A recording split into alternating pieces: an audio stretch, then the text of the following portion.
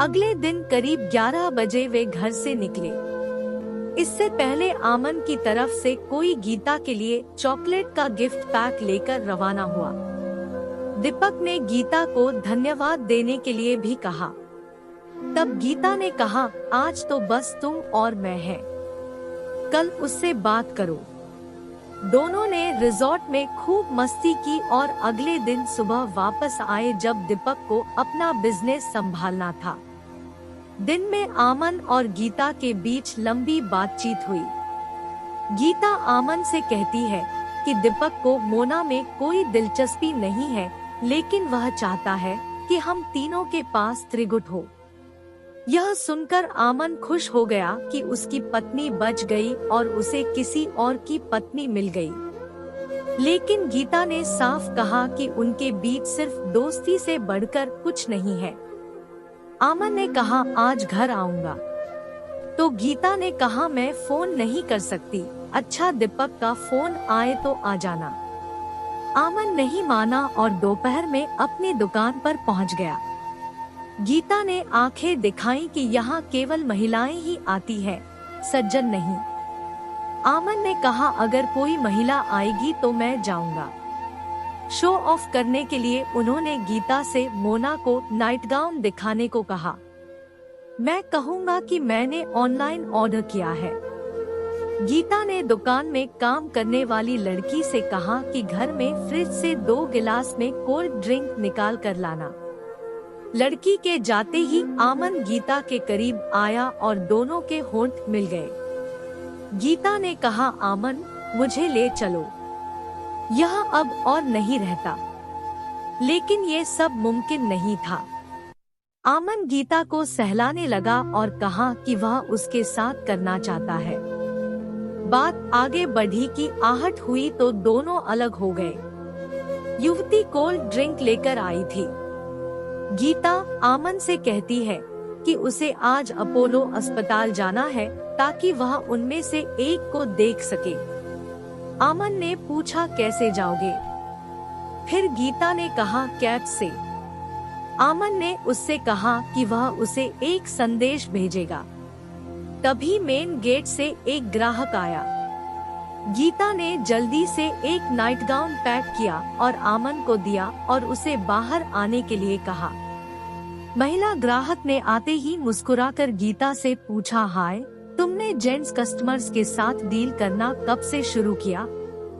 गीता मुस्कुराई और बोली, मेरे पति के दोस्त हैं, अपनी पत्नी को सरप्राइज गिफ्ट देना चाहते थे। इसके बाद आमन दीपक के ऑफिस पहुँचे और जब वह इधर उधर की बातें कर रहा था तो उसने कहा, कल रात मैंने मोना को क्लिपिंग दिखाई थी, वो देखकर बहुत खुश हुई और तब मैंने उससे तेरी बहुत प्रशंसा की। उसे जल्द ही आपके घर लाएंगे। यह सब उसने झूठ बोला। दीपक भी समझ रहा था, लेकिन गीता के 2 दिनों ने उसे सब कुछ भुला दिया था और उसने भी ज्यादा मसाला देने के लिए आमन को रात में घर बुलाया। आमन ने कहा, आज नहीं कल आऊंगा। दीपक ने यह भी कहा, हाँ, आज गीता भी अपनी सहेली को देखने अपोलो गई है। जैसे ही वह बाहर आया, आमन ने गीता से पूछा कि वह कहाँ है। तो गीता ने कहा, मैं अपोलो पहुंच गई हूँ। आमन ने कहा कि वह भी वहां आएगा, इसलिए 1 घंटे के बाद गीता को उसके बुलाने पर अस्पताल की पार्किंग में आना चाहिए। गीता के मना करने पर भी आमन नहीं माना। आमन ने बाजार से कुछ खरीदा और सीधे अपोलो अस्पताल गया और कार पार्किंग में खड़ी कर दी। वहां से उसने गीता को फोन किया और बताया कि वह पार्किंग में खड़ा है। गीता ने भी कहा, आने जाने के लिए मेरी कैब बुक है और बारिश भी होने वाली है, इसलिए मुझे निकलने की जल्दी है। आमन के जिद करने पर गीता उनकी कार के पास आ गई। तभी बारिश होने लगी और गीता को कार में बैठना पड़ा। यहाँ वह फिर से पिघल गई। आमन ने उसे प्यार से किस किया और जब गीता भी उसका साथ देने लगी तो आमन ने कहा, मैं अब तुमसे शादी करना चाहता हूँ।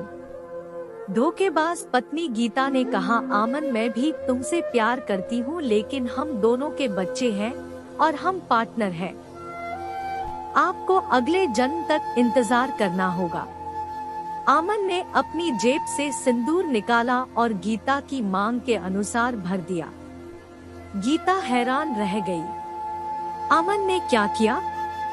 वह रो पड़ी और आमन को गले से लगा लिया। आमन ने उसे किस करते हुए कहा, अब हमें कोई अलग नहीं कर सकता। फिर आमन ने उन्हें नाइट ड्रेस दी। इसके बाद गीता अपनी कैब में वापस चली गई। दीपक ने रात को बिस्तर पर गीता से कहा कि आमन कल आएगा, तीनों मस्ती करेंगे। गीता ने कहा, मजा नहीं आएगा, मैं साफ कर रही हूँ और उसे रोज मत बुलाना, हमारी रिश्ता नहीं है। और फिर गलत काम करता है, एक दिन मैं भी भटक जाऊंगा। इस पर दीपक मुस्कुराए और बोले, आज की रात भटकते हैं। गीता ने आंखें दिखाकर कहा, बहुत मजा आ रहा है, मैं तुमसे कहती हूँ कि एक दिन पछताओगे। दीपक ने हंसकर उसे गले से लगा लिया। अगली रात गीता ने स्नान किया और आमन द्वारा उपहार में दिया गया एक नाइट गाउन पहना, जो बार्बी डॉल की तरह लग रहा था, और इसके साथ एक हाउस ड्रेस। दीपक को जब पता चला कि गीता ने नीचे कपड़े पहन रखी है, तो वह सिसकने लगा। गीता ने कहा, मेरी माँ आपको देखने के लिए है, किसी और को देखने के लिए नहीं।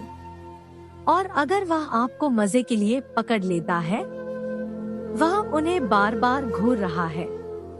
दीपक ने बहुत कुछ कहा, पर गीता ने कहा, आज जल्दी भेज दो, फिर मैं तुम्हें स्वर्ग की यात्रा पर ले चलूंगा। दीपक ने पूछा, कैसे?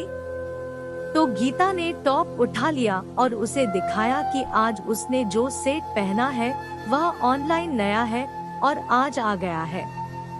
दीपक कम से कम एक बार किस करने के लिए आगे आए। गीता ने कहा, चूमो और बाद में मेरे पैरों की मालिश करो, यह बहुत शुष्क हो रहा है।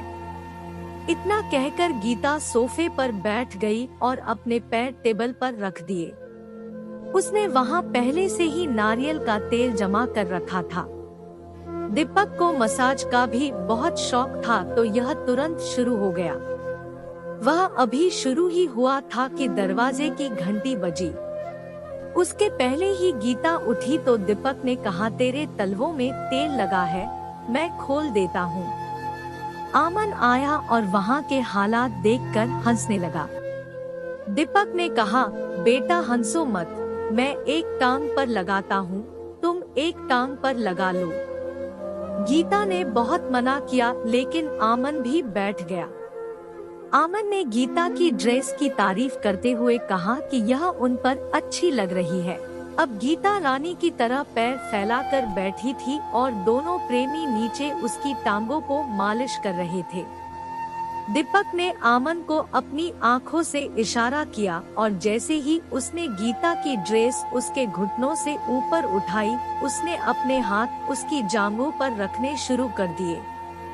उसे देख आमन ने भी उसकी ड्रेस को ऊपर धकेलने की कोशिश की, तो गीता ने कंधा उचकाते हुए कहा, ज्यादा बदमाशी नहीं, मैं सब कुछ समझता हूँ, बस तेल पोंछो और दोनों खो दो, मैं कॉफी बनाने जा रहा हूँ। इसी तरह हंसी मजाक में 1 घंटा बीत गया। दीपक गीता को रिसोर्ट से बचाता है और आमन को उसकी और गीता की कुछ अंतरंग तस्वीरें दिखाता है। आमन ने दीपक को भड़काते हुए शेखी भी बघारी की उसके पास भी उसकी और मोना की ऐसी ही कुछ तस्वीरें हैं। दीपक ने कहा, दिखाओ?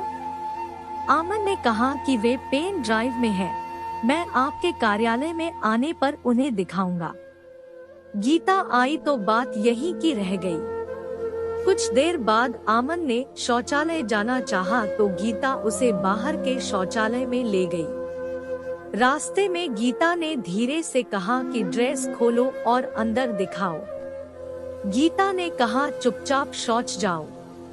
तभी गीता किचन में आ गई।